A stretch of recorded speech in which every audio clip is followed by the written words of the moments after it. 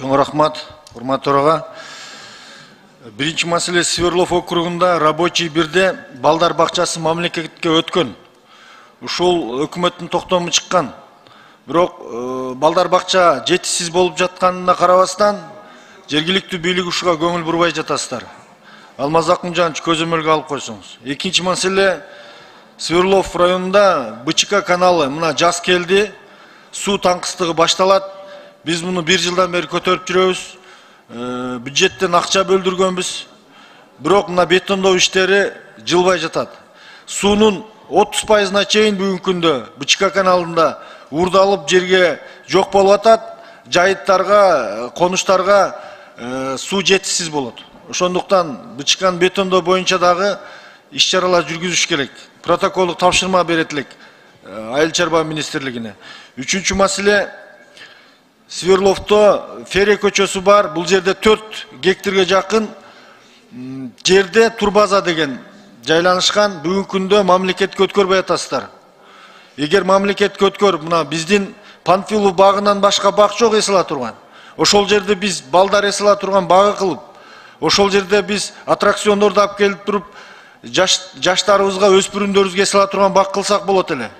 Алмаз Акунжанович, биз ушуну мэрия менен колго алып туруп, ошол жердин мамлекетке өтүшү боюнча азыр бир Кытай мамлекетинен келген бир өкүлдөр иштетпей эле бир нерсе кылып жүрөт экен.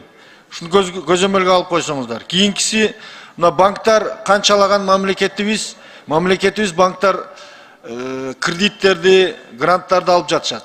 Ушул боюнча маалыматты берсе, канча жылдан бери каяка кандай иштетишти. Анан мына акыркысы Баткендеги согуш боюнча. Көбүнчө Баткен окуясы дейбиз, жок, ал жерде Баткенде согуш болду. Мына 7 ай өттү. Биз протоколдук тапшырма бергенбиз, кат жөнөткөнбүз. Баткендеги мекен үчүн жанын берген баатырларга патриоттук маңыздагы кинолор тартылсын деп. Мектеп окуучуларына ошолор көрсөтүлсүн. Ушундай бир идеология жүргүзүлсүн деп. Бирок Маданият министрлиги жана башка тиешелүү жетекчиликтер ушуга кыймылдап көңүл бурбай жатат. Ошо Элеман өзүнүн жанындагы жоокерлерин кое берип, граната менен өзүнүн жанын жардырып, ошол жерде душмандарды киргизбей чепте коргоп калды.